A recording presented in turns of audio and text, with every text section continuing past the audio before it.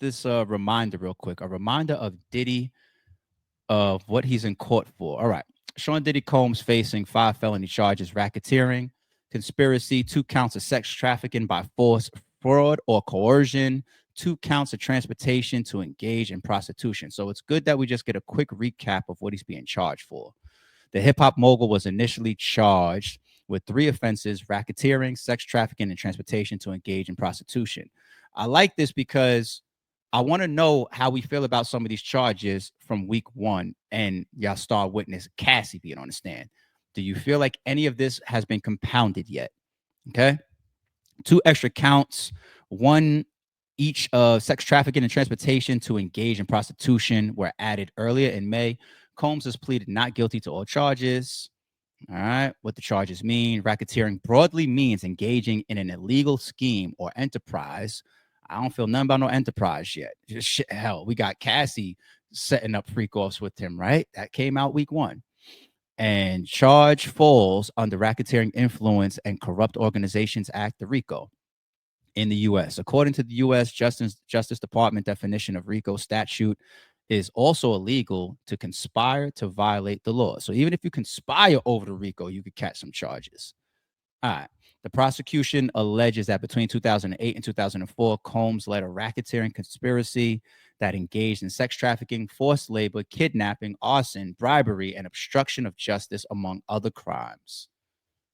All right. So that's just a quick recap. And we will at least get through Cassie's testimony. I'm going to give y'all my full reaction of what I feel about his charges. And did Cassie help, hurt? How did the defense and the prosecution come out of week 1? All right. In pictures, cues form outside of court. Cassie's husband arrives again. He's been walking up kind of stone faced, as would be expected. He's got to be having a hard time in there. I did see reports that he's been very supportive after her closing out her testimony, her final day on the stand. He's standing next to her. He's standing by her. I did a clip that I put up asking y'all a question. If you sitting there hearing that your wife was gargling piss, had sores in her mouth, and she allegedly got awed, but then still slept with him afterwards, and she was trying to use freak offs to get even close. I want to be the girlfriend, though. I want to be the wife, dog. Like, can you hear all of this and your relationship not be affected? So at least right here for the public, he's standing firm. He might be having nightmares for a few months, though. All right, court is in session. Cassie told Diddy, "I'm not a rag doll." This is now 9:57 a.m. They're starting to get things rolling. Cassie is back on the stand, and defense cross-examination continues. Defense attorney Anna Estavo picks up her line of questioning, asking about the period around the incident at the Intercontinental in March 2016. But they went straight back to the video again. Okay, maybe they left Thursday, and Friday morning they was just like, hold on, there's some stuff we left on the table there. This is when the hip hop mogul allegedly attacked Cassie as she tried to leave during a freak off session. Estavo asks about Sean Diddy Combs' drug use at the time, and Cassie says she believes he was intoxicated while at the hotel. They went back to that to just continue to drive the point home of him not being 100% himself. So when she's up there testifying, oh yeah, when this happened and he awed me on the floor, his eyes was black. Oh, this time, yeah, when we come down and we start going through withdrawals, even me, I'm very agitated. I'm sick. I feel this. I feel that. How is Diddy when he's high, when he's coming down off of a high? He's explosive. He's this, he's that. You expect the defense to try to paint pictures around that. I don't know how far you're going to get trying to say like, oh, during all these attacks that he did on Cassie and all this verbal or physical abuse, he was high, he was drunk. That's our cop out. But the jury is still going to factor that in. So the defense is going with that angle.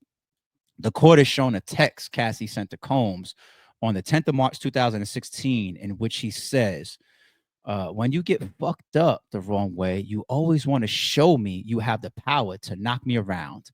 I am not a rag doll. I am someone's child. Why would the defense want to show that?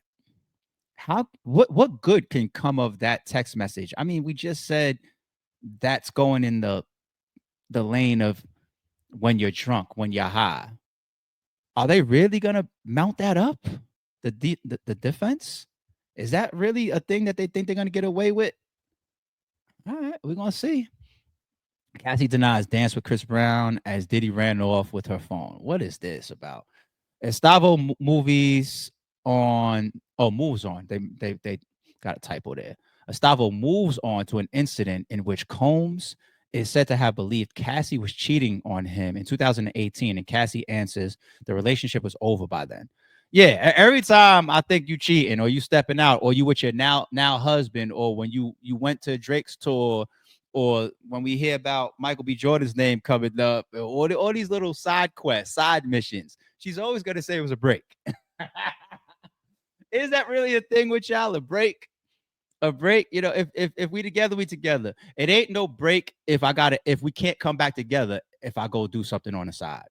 Then it's not a break. You know what I'm saying? We just fussing, we fighting, we beefing, we not talking.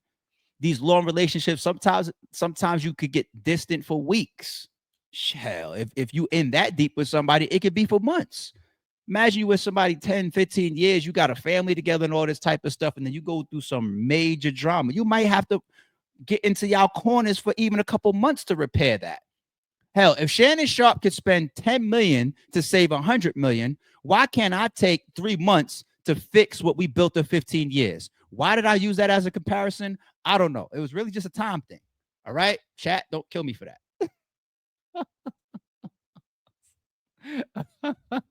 Clip that. Somebody clip that. All right. Cassie says Combs then ran off with her phone and was gone for a couple of hours. Later, speaking with the man she was dating, who was described as a professional NFL player. Yo, Cassie, your resume is really coming out, right? You starting to look a little bit on some Kim K early days shit. Well, Kim K still today in some people's eyes and opinions, or Amber Rose, for example, or Ruby Rose, or allegedly all these women that just keep, you see them pop up with all these different celebrities. Like once they're in that mix, there's a crop full of celebrity men that want to fuck with you too.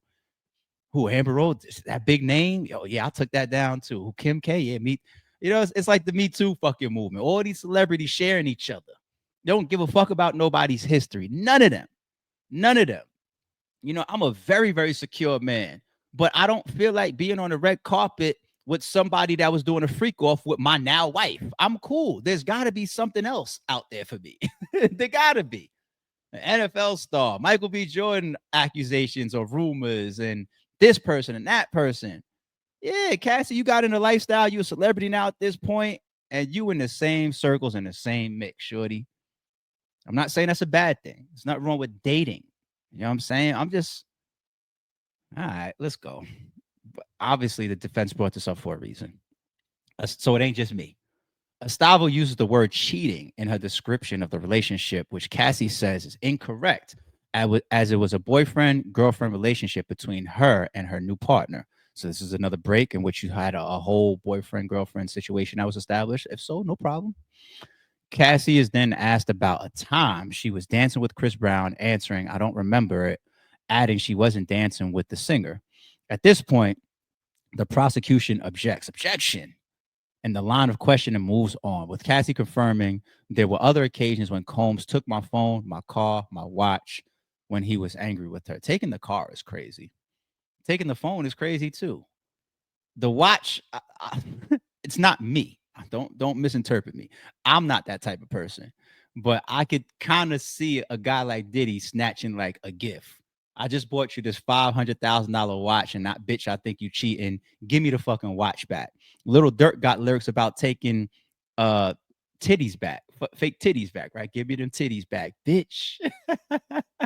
Right? As these rappers even be rapping about that shit, I don't hear nobody complaining then. So I so I can see Diddy, what? I just bought you that AP. Give me that shit back, bitch. I just read these text messages. But taking the cars and the phones, that's treating somebody like a child, man. Like, come on. Come on, man. No home for you. What? No home. What? No car for you. That's how I get around. I'm an independent woman. No? Oh, maybe I'm not. Maybe I'm just your fucking toy. Either way, it's a bad look to me. Cassie heard saying in audio recording, I will fuck you up and it won't be my hand. Uh-oh, who's sending threats? Who's sending threats? Estavo asked about Cassie learning of a recording of her out in the public and her concern. It might have been a freak off. Estavo says one of Combs' security staff was with her in Sedona, Arizona, at the time, which was a trip to take a break from drugs and party. Yeah, when did they come back down to earths? Cassie agrees Combs was encouraging her to get to the bottom of it. All right. So is the bottom of it meaning getting flushed out, getting cleaned out, going through your pookie withdrawals, stepping away from all that drugs and freak off stuff for a second, wash yourself out? All right.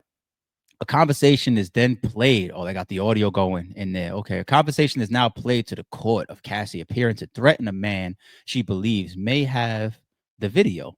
Cassie asks him if he has it on his phone and then threatens him when he doesn't show her. She is heard saying, "Where is it? You are telling me nothing right now. You have it or you don't have it. I don't fucking see that. It is my fucking life and I will kill you. If you have it, pull it up or I will kill you and I will have and I will and he will kill you again." Who's him? Who's he? Who's he will kill you again? I'm tired of you talking shit. This ain't crazy. This all right. How many people say I'm gonna fucking kill you in the midst of an argument? I ain't gonna OD with this. You know, if she's chasing somebody around for some footage that she thinks could hurt her, she in this situation gonna use it. I get it. She's threatening people too. Diddy created a monster. I don't know. I ain't doing too much with that, people. I ain't. I'm gonna stay fair. She goes on to accuse the man of playing games, adding, "I will kill you. I have never killed someone in my life, but you are fucking with me in my life now." Oh, it's getting a little worse. I ain't gonna lie. "I will show you the video. You are playing games because you said you saw the video. I will fuck you up and it won't be my hand." See, that I don't like. I ain't gonna lie. That's different to me. Chat, I know that's got to be different to y'all as well. In a relationship, you got people that's gonna say shit to each other. Sometimes they joking, sometimes it's just the way that people talk. You know, I'm not the only one in the fucking world that be like, "What? You better shut up before I beat the shit out of you." And I've never hit a woman in my life, right? But I might say it sarcastically or jokingly or whatever. Like that's this is how people talk and have fun sometimes. Now, if a woman tells me that, if I'm walking through the kitchen and we got some little beef or whatever, she says, "All right, keep playing. I'm gonna fuck around and kill you." It goes nowhere. That's what comes with knowing somebody. All right, that goes nowhere. If I know the person very well, I know this is how we talk to each other. Not a big deal. If you start to threaten me with other people, that is night and day. If that same woman, we in the crib, we in the kitchen, and we going through a little rough day or whatever, and she says, "I'm gonna tell you right now. Remember my old trainer or my brother that you never met? I'm gonna fuck around and have him kill you." I'm interpreting that way different. It just comes off different. That I treat as a real threat. All right. So I was laughing earlier when Cassie was like, "Y'all, I'll kill you, I'll kill you, I'll kill you." Nigga, people say that shit every day. I'm trying to be fair. But now you trying to say it won't be my hand? Oh, so you sending hits now. That's not gonna fly. Yeah, we not letting that one go easily. So Cassie, chill out. Chill out. But what do you expect from the defense? They got to create the same pictures of her that the prosecution was trying to create of Diddy. Estavo goes on to say, Combs spent time and money to make the problem of the recording go away.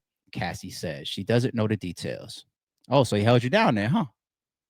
Okay, you don't know the details though. Bullshit. I forgot. I don't remember.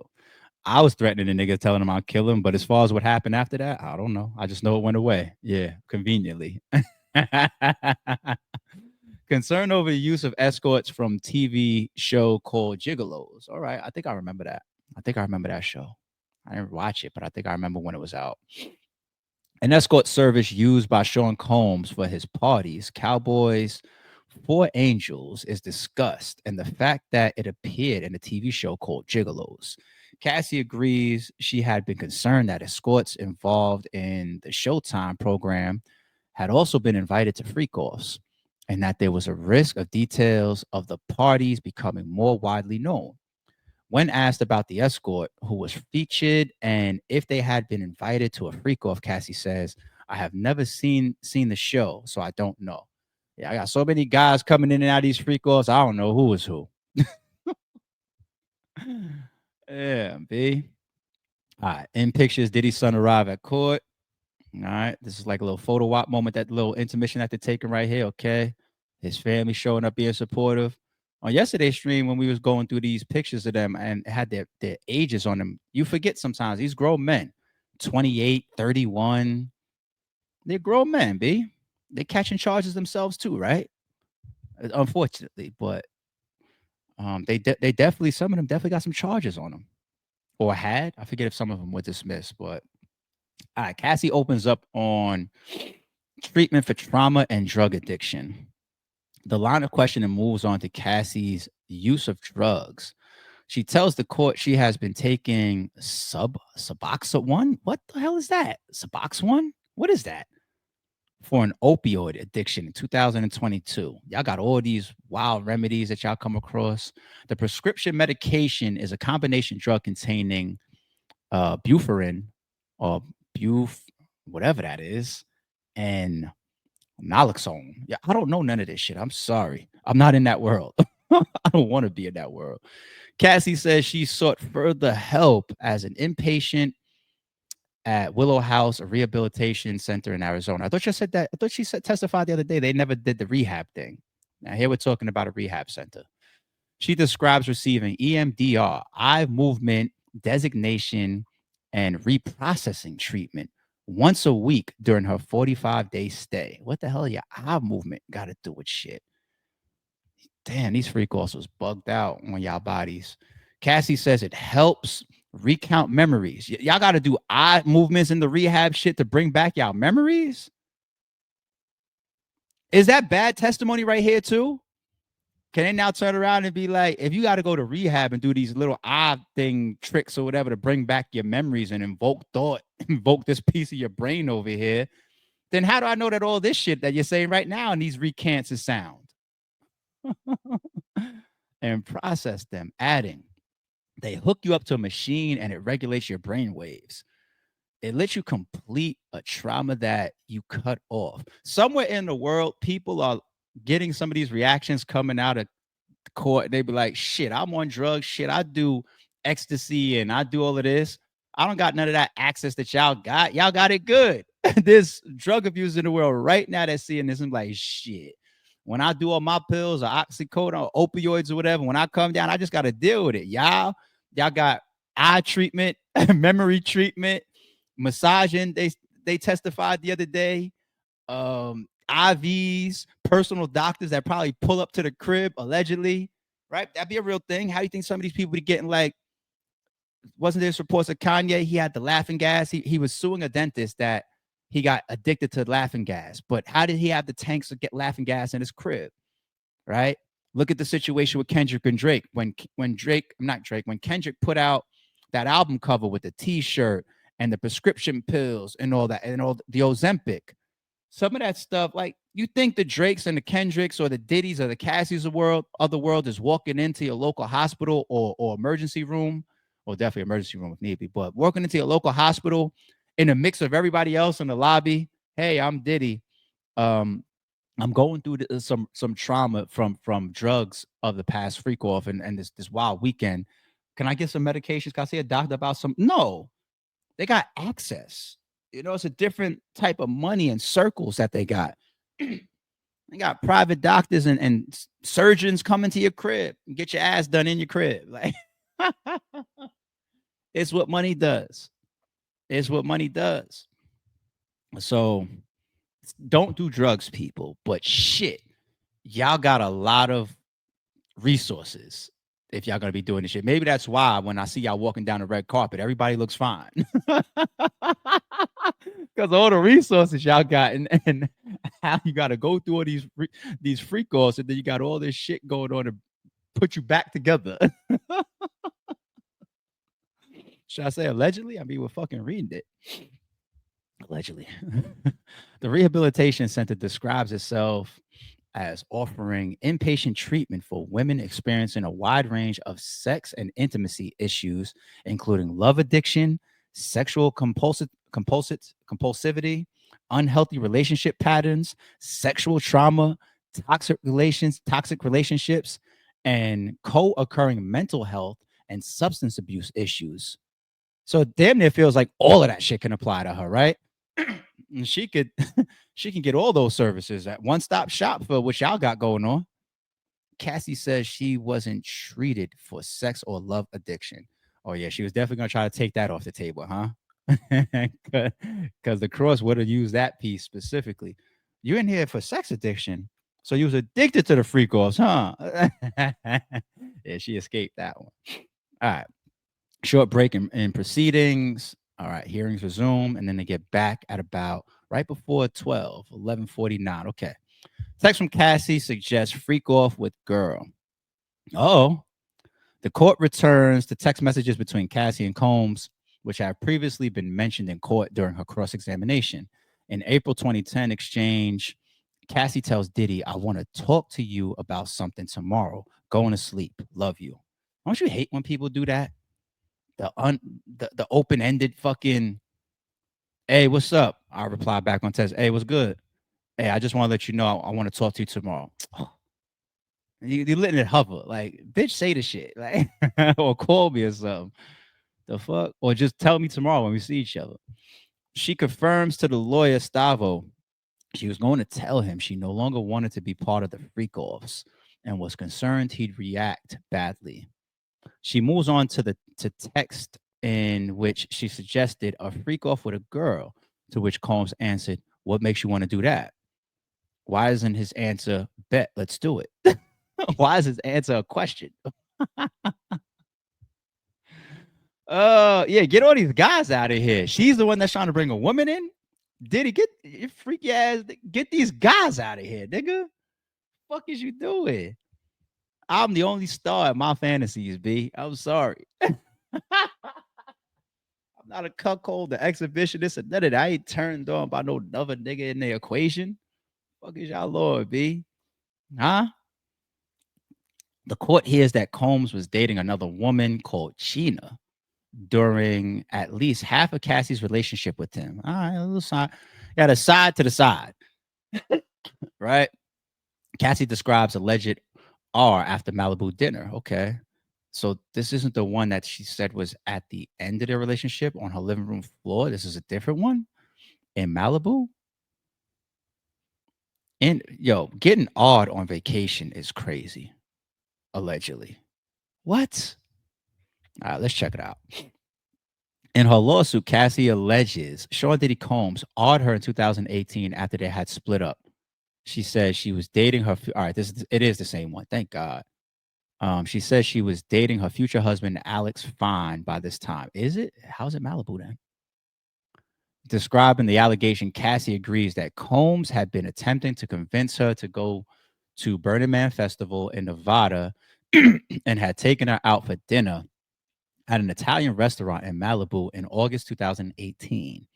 She says it was after the meal Combs took her home and awed her. Cassie says Combs was acting strangely at dinner. She says she can't remember if he seemed anxious or not. She is asked by his lawyer Stavo if she believes that it was related to his bipolar disorder, and Cassie answers yes. That gotta help the defense then, right? And the lawyer, this is the cross examination from the defense side. They threw out that bipolar shit. So now this coming out that he's bipolar. So they lobbed that into her, and she damn sure gave the answer that they wanted. Yes. A text message sent by Cassie to Combs the following day shows her using a heart emoji. Estavo asks if it's correct. She went on to see Combs again because you were together for so many years because you can't just turn off feelings. And you still had feelings for him at that point. Cassie agrees. There's a discussion over dates as the lawsuit Cassie filed says the R happened in September, but she told prosecutors in April that the R happened in August. All right, date conflict.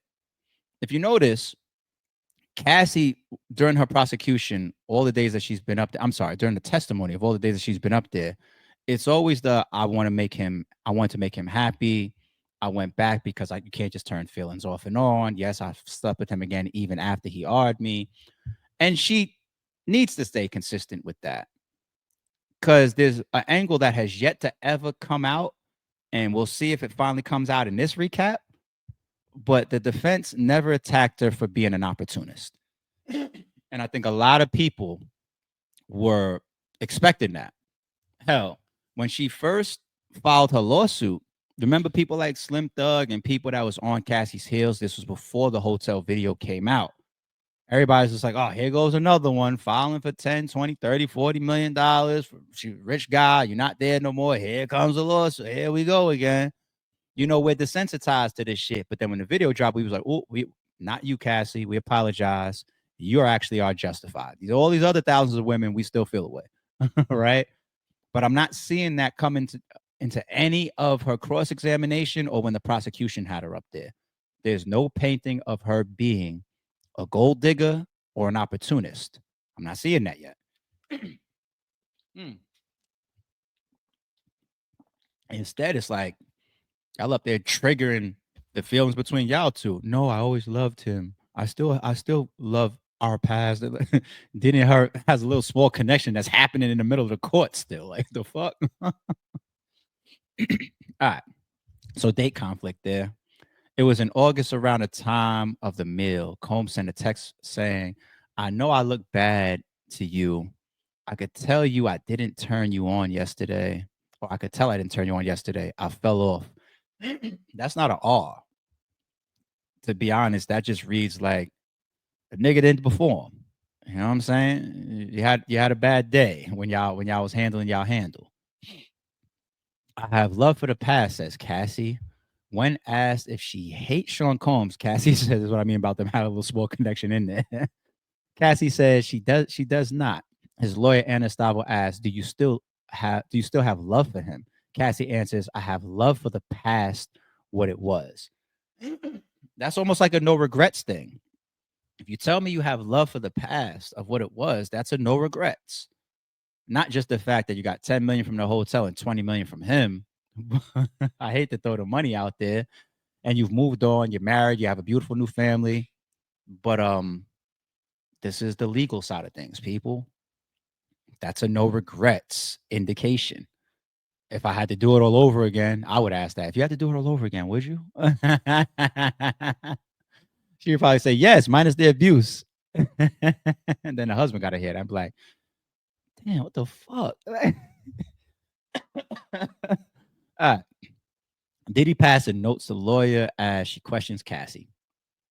Sean Combs has been paying close attention to today's cross-examining of Cassie, her ex-partner of more than a decade, as he should. Once I say, be on the front lines of your own team. It's your life. The lawyers won't have to do a day in jail if you can convict it. You will.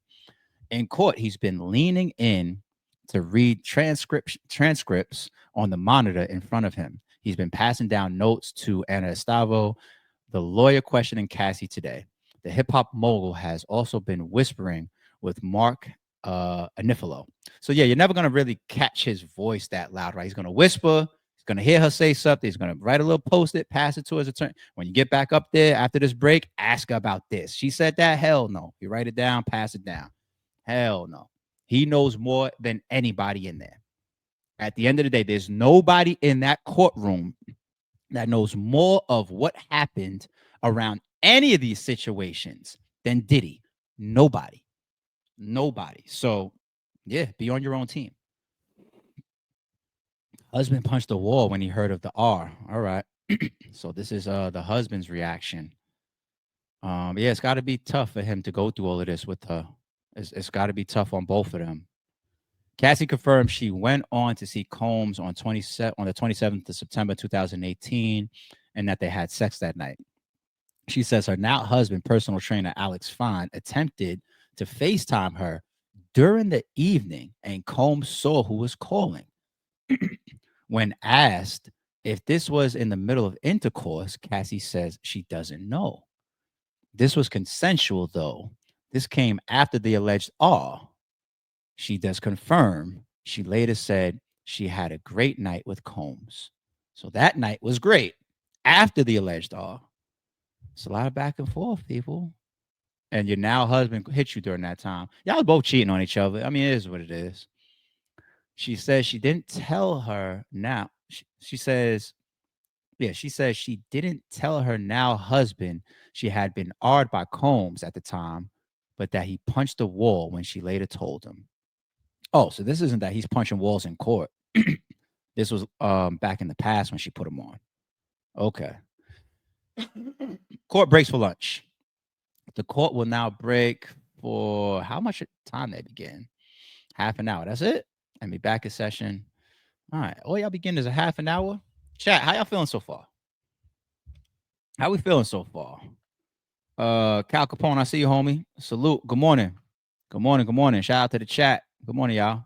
How y'all feeling so far about Cassie's cross exam? This is her last time up on the stand. How y'all feeling? I'm looking at the chat. The court is in break right now, so we're gonna take a quick break too, and I'm gonna look at the chat. What y'all got? How y'all feeling? Overall, was the Cassie? Did she do more helping for Diddy's defense, or did she do more harm to Diddy's defense? And I'm talking about the overall totality of her being on the stand during the prosecution as well as the cross examination. How y'all feel? Oh, sincerely, Tiff Marie said she enjoyed every moment. Oh shit! I love to see the women's reactions. Joe Dirt in the building. Joe Dirt from Checks and Balances checking in. What's up, Joe? Yeah, because I wouldn't have remembered this name right here. But shout out to Joe. The Checks and Balances chat be rocking. MSM says, Cassie cross examination. Oh, we in dark and spooky.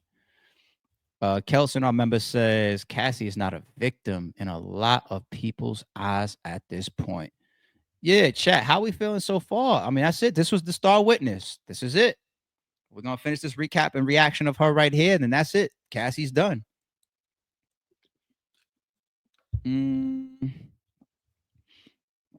Cal Capone says she wasn't no victim. I'll say that. Sincerely, Tiff Marie says so far helping Diddy. Wow.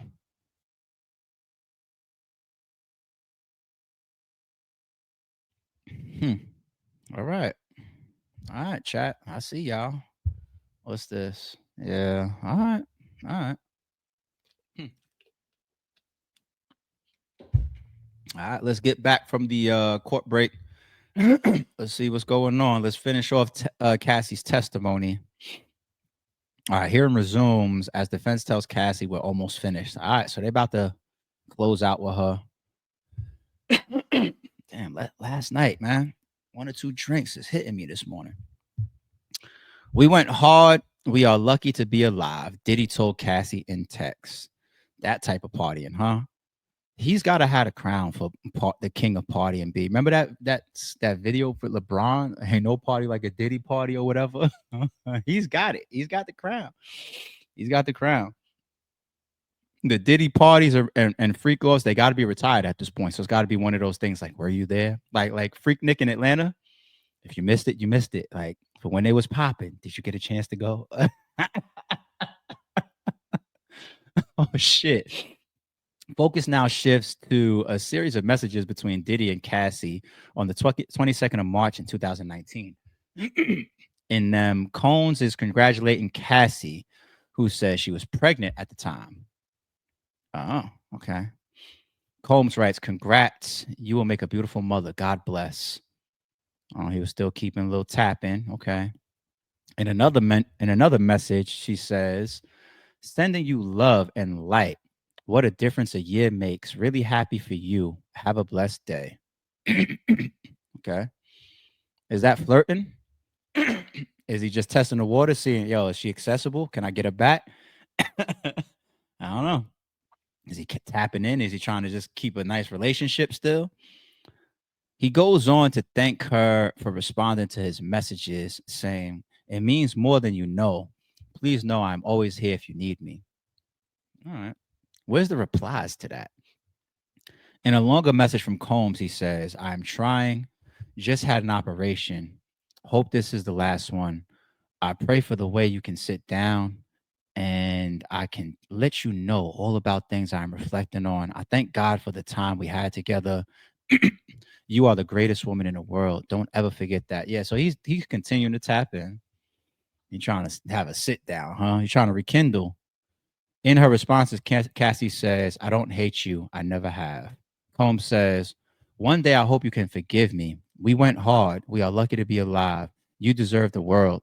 I'm glad you found someone to love you and respect you. When asked to explain the message, Cassie says, we partied a lot, and also confirms that at the time she was still having addiction issues. So she's not, we're not getting no text messages, at least here, of like cosign.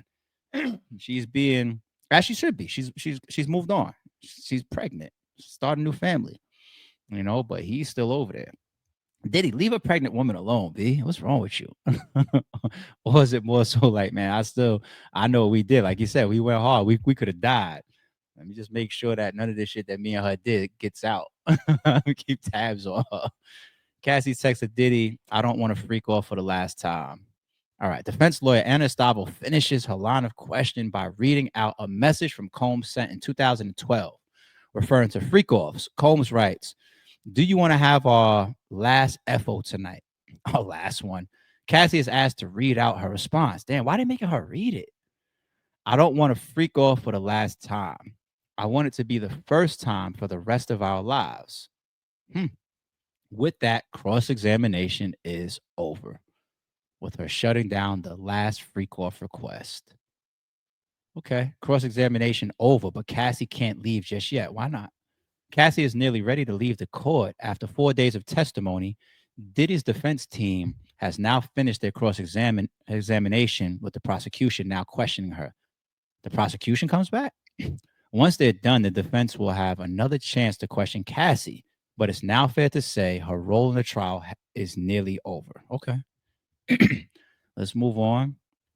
I was opened up to a world of chaos, says Cassie.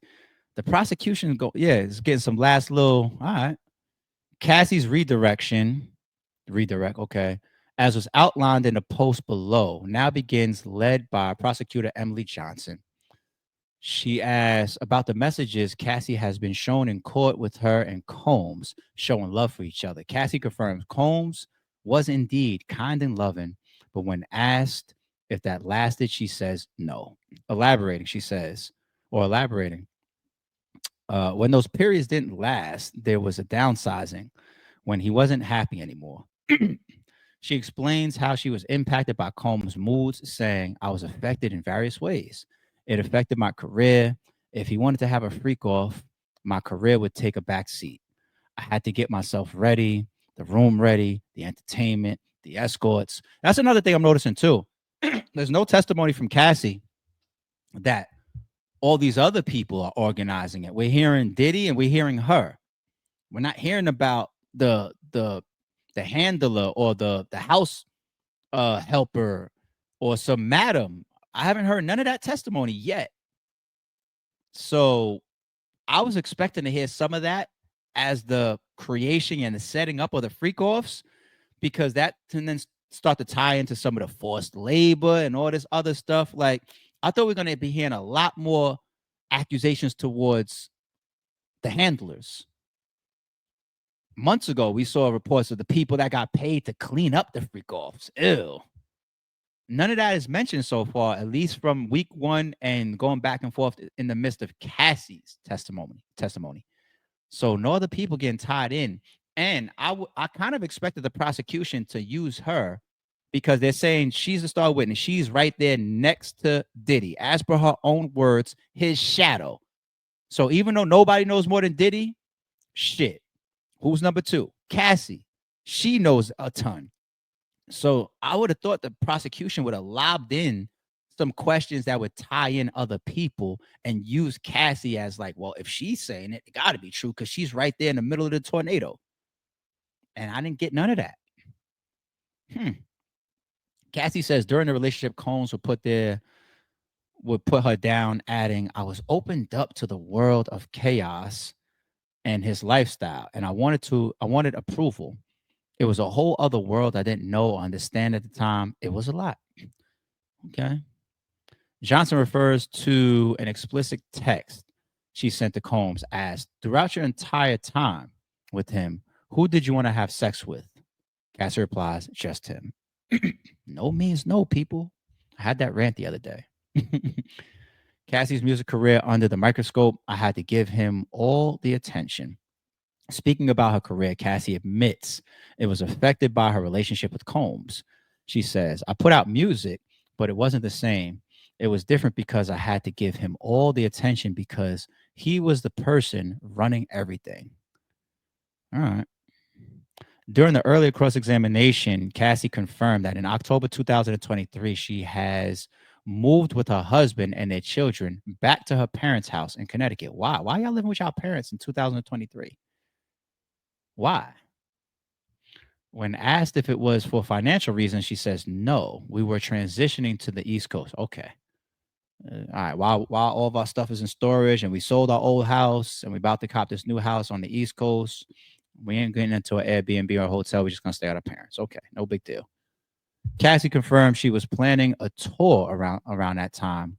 Who would have bought tickets to a Cassie tour in 2023? When asked if the reason she later canceled the tour was due to the $20 million settlement she received from Sean Combs, she said that wasn't the reason why. Yo, I was planning a tour in 2023, which I don't remember her having any energy, no songs, no talk, no headlines. Her name is nothing. 2023? Unless her accusations came out in 2023, right? Is that the only thing that made her hot then? What tour? What was she going to perform on tour? What songs? A tour? And then the $20 million settlement comes 24 hours later after it's filed and she cancels her tour. She said that wasn't the reason why. Well, tell me the fucking reason why then. That's funny, B. All right. Well, a lot of people would. It's no different than the people that hit the lottery and they walk into their job and they say, fuck you, you're cool. All right. He hit me in the eye. Cassie details alleged hotel beating. Again? Back to the hotel again? Damn, let her, how much more do y'all need in a hotel? If y'all still need more hotel at this point, then y'all missed something. Like y'all screwed that up. That should have been the first thing that y'all flushed out. The courts is now hearing more details around the hotel incident when Diddy allegedly beat and dragged Cassie in the hallway. They're still saying allegedly.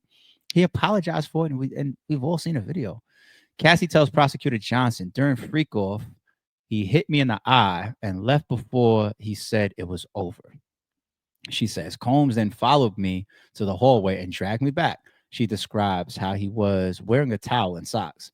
She says after the alleged incident that Diddy and his staff tried to contact her by phone and text.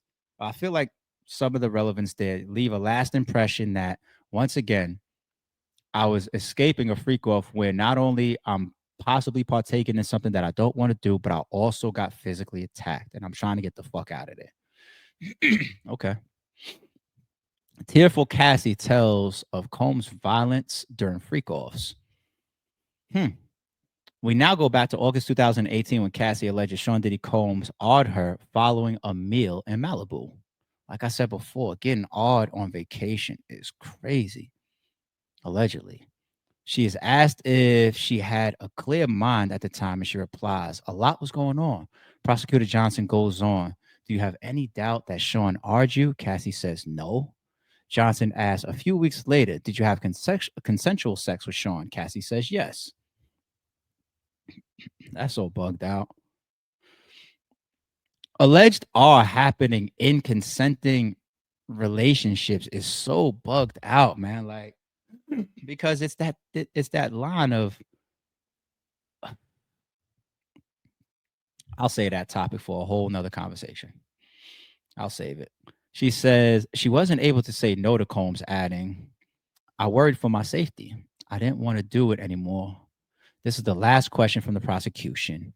It's now the defense team's turn, a final round of questioning. Okay, so the rebuttal and then a rebuttal of the rebuttal and then a rebuttal of the rebuttal of the rebuttal. Bet. Defense points out studio time with Kid Cudi, Nicki Minaj, and Rick Ross. All right, so this is why I started seeing tweets yesterday of Nicki Minaj's name coming up. All right. They get away from the hotel and they go to some celebrity names to close out, huh? All right. Diddy's lawyer, Anna Estavo, is now questioning Cassie for a final time. She asks about the world of chaos Cassie spoke of earlier, asking freak offs, drugs, and partying, By being with him, you could meet other people in the entertainment industry and go to fascinating places. Cassie says yes. Stavo goes on, stand by his side at the Met Gala, other opportunities for you.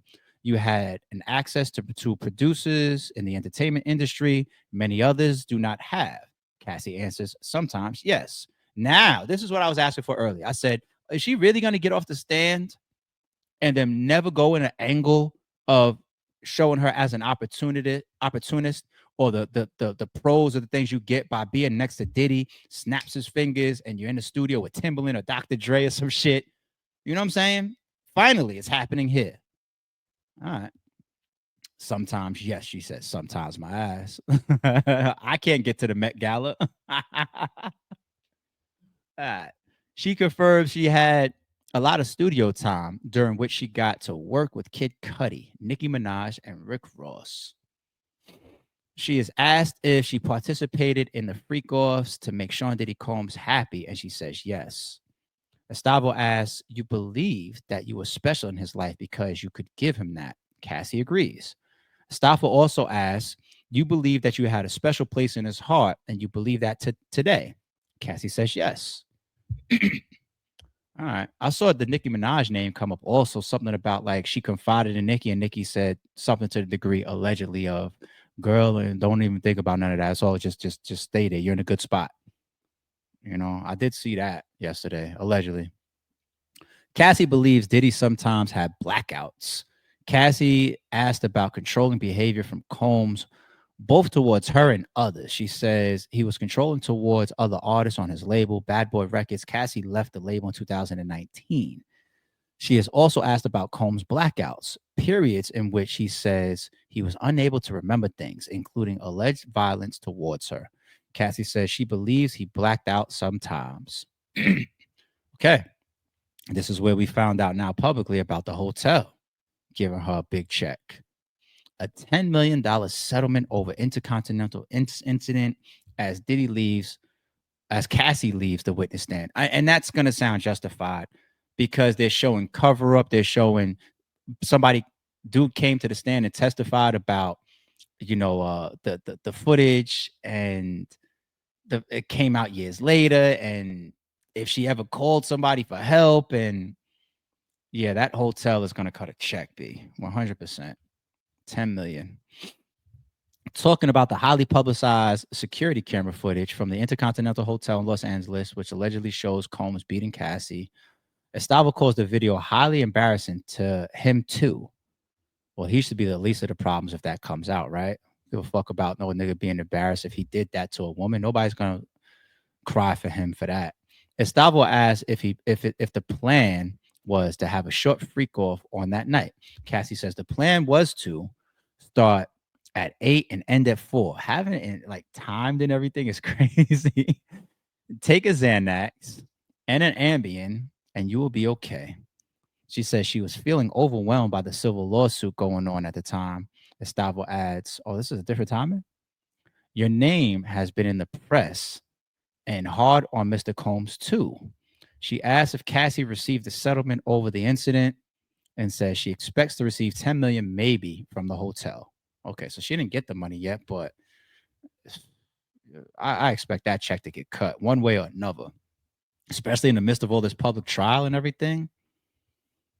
Emily Johnson for the prosecution then asks if Cassie has any pending lawsuits, and Cassie says no. Let me just say this real quick too. These businesses, you got something like this going on in the midst of this huge publicized trial, Diddy's trial, the Intercontinental Hotel, like you become infamous for certain things. For example, the studio that Tupac was shot in, right? No different than, the hotel that the Cassie video that took place in. There's literally going to be people that it's split. Now, as you being the business, the hotel franchise and the owner, it's split. You got people that's going to say, I ain't booking there. But you got a lot of weird people too that's on some shit like, can I get the floor that it happened in the footage? Like, how do I get that suite? This is the room where the freak off took place. This is the hotel where Diddy dragged Cassie. There's probably people going there and taking pictures right now. If I go on my Instagram, I'm sure I can find somebody walking past, taking a picture of the outside of the hotel. This is what they talk about in trial, y'all. So them cutting that check, their business ain't over from their shit, but they gotta cut it. You don't want that type of press. Like, yeah, as far as what happened to Cassie and the follow-up procedure that we took, yeah, it is what it is. No, they can't do that. They can't do that. But isn't it so bugged out that they may at times even get an increase of attention and bookings because of this? That's bugged out, but that's the world. That's how people are. All right.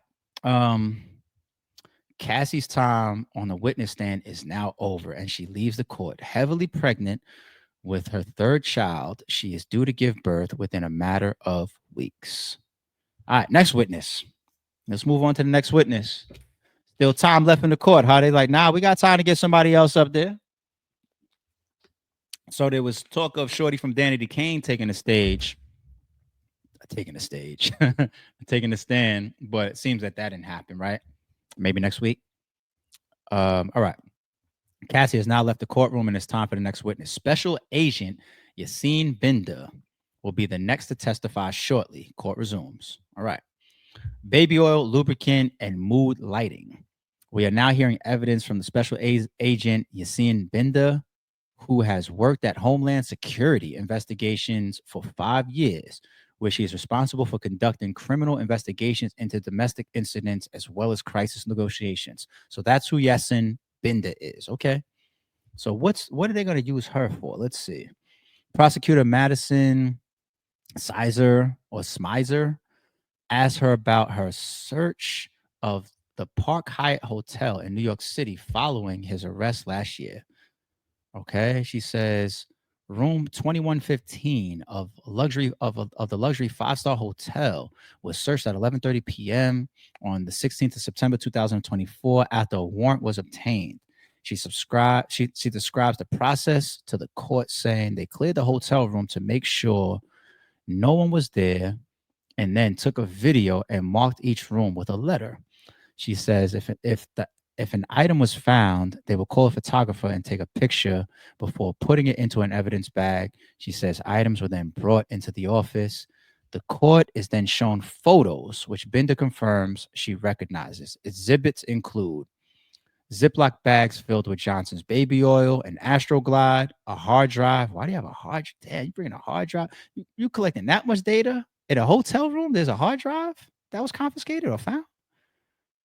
Or maybe he's just traveling with it and they got raided and caught it. I don't know. That's crazy. Where was he when his house got raided? Was he in a hotel? A lighting device, she says she would describe as potentially mood lighting. 5 bottles of baby oil in the bathtub, in the bathroom, a drawer with 2 bottles of lubricant, bags of powder, which later tested positive for ketamine and MDMA, according to a letter read in court. A fanny pack stuffed with cash. One of the exhibit pictures shows a black bum bag called a fanny pack, okay, containing $9,000 in cash. Binder shows a stack of notes in the court. She asked, is that the standard to take money from someone? Binder answers, the warrant had cash in it, so we kept that. To clarify, she's asked, you took $9,000 because it could be evidence of a crime? Binder answers, yes. Her evidence is now complete. Okay. Combs hit Cassie over the head with a skillet of eggs. What the fuck is this? Dawn Richard, a former member of... Oh, Shorty from Danny Kane did take the stand. Oh, so they was right with the scheduling up front. Okay, so she's the one that's... Okay. All right. Dawn Richard, a former member of girl group Danny DeCane and trio Dirty Money, is now giving evidence. Danny DeCane is a girl group Combs put together on MTV reality show. We know that. Richard sued Combs last year, alleging that he groped, assaulted, and imprisoned her and threatened her life when she tried to intervene in Cassie's defense. Ugh. She tells the court of various times she says she observed Combs attacking Cassie, including a time he hit her over the head with a skillet of eggs in 2009. She says on that occasion, when Combs attempted to kick Cassie, She fell to the ground and went into a fetal position, literally lying to hide her head, similar to the hotel footage. And this is why, even me, in my opinion, I say, when we watch that footage, there's no way you look at that and say that's the first time that that happened.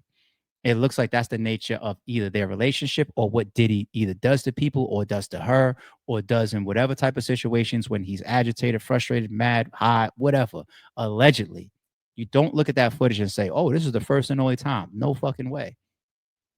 No fucking way. And here goes Shorty from Danny Kane describing a similar situation. You just don't have footage of it. That right there to me, it hit me more than it hit almost the last full day of Cassie's line of questioning. As far as let's move the needle now for Diddy. That moves the needle a lot to me. For me, I don't know. Maybe it's because I'm being sympathetic towards this woman getting dragged, stomped, kicked, vase thrown. I'm sympathetic to the video. I am. I don't believe that any man should do that to a woman. But the other stuff from Cassie, I was just like, all right, I see how the defense is going to use some of this shit. This right here, I'm the guy, I don't need the footage. If this is something that is going to be vowed to be true, now when she gets crossed, don't let me read that the defense comes back and be like, well, during this time, didn't she do this first? And then they damn near confirm that this happened. This is why I say stuff like this pushes it for me. Like, see, nah, though. Closer and closer to that guilty verdict. But then again, I got to catch myself. He's not being charged with domestic violence. Oh man, this is gonna be a tornado. All right. She says Combs went on kicking and punching her before he put his arm around her neck and dragged her upstairs to the first floor. She goes on. Then I heard glass breaking. I was scared for her. I was scared to do anything. She says she didn't intervene or call the police, adding, I had never seen anything like that before, and I was scared for myself. He was punching his girlfriend. I ain't calling no cops. Shit, if he'll do that to her, what you think he'll do to me? That was her position there.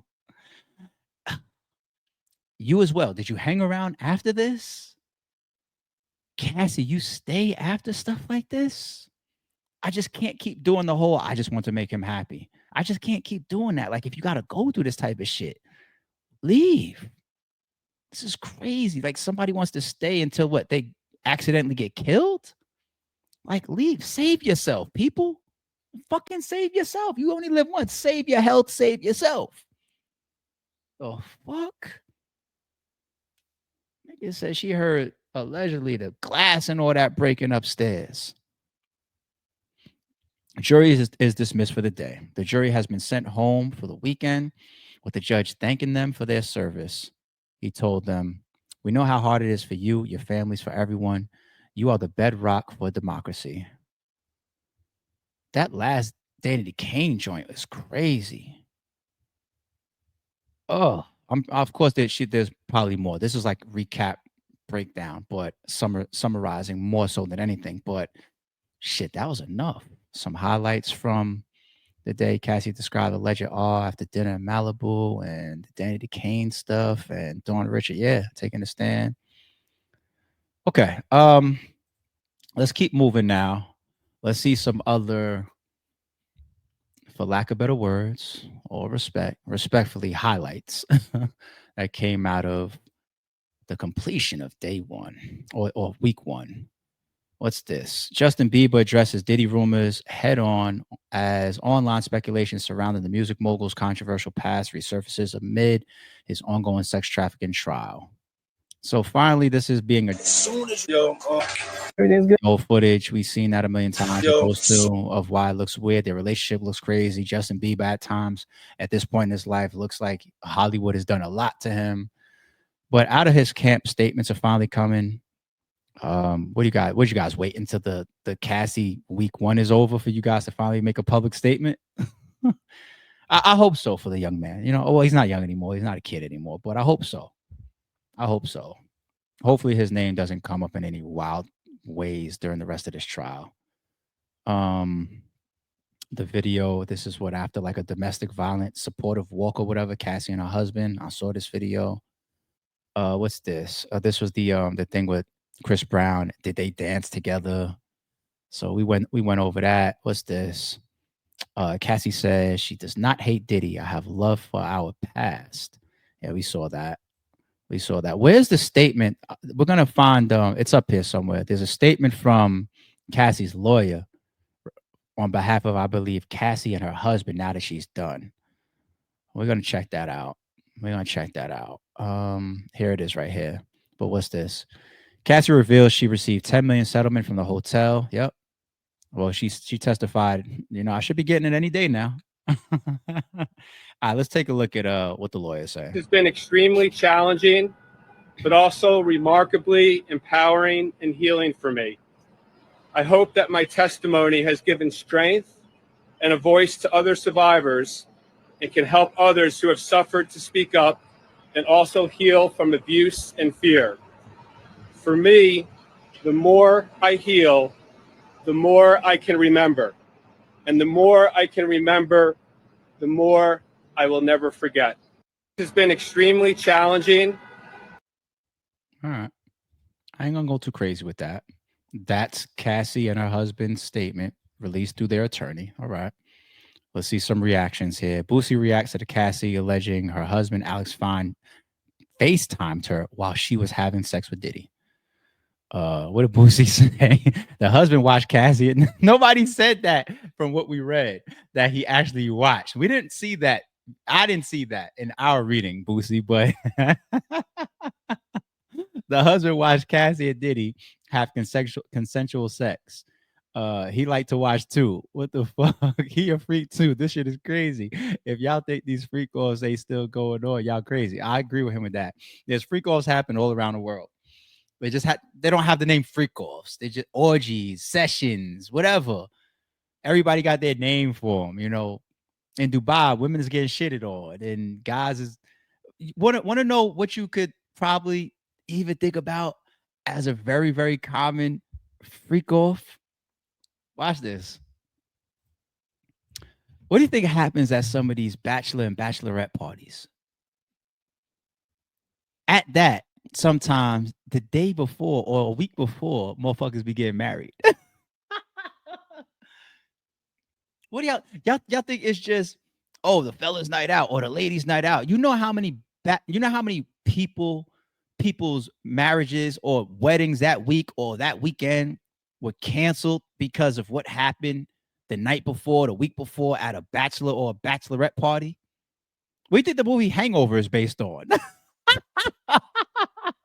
And before I get married, it's up. Vegas, here we come. Like, what's happening at some of these bachelor parties, B? What? Some of these, hell yeah, I'm stirring the pot. Shout out to all, you damn right, it's real.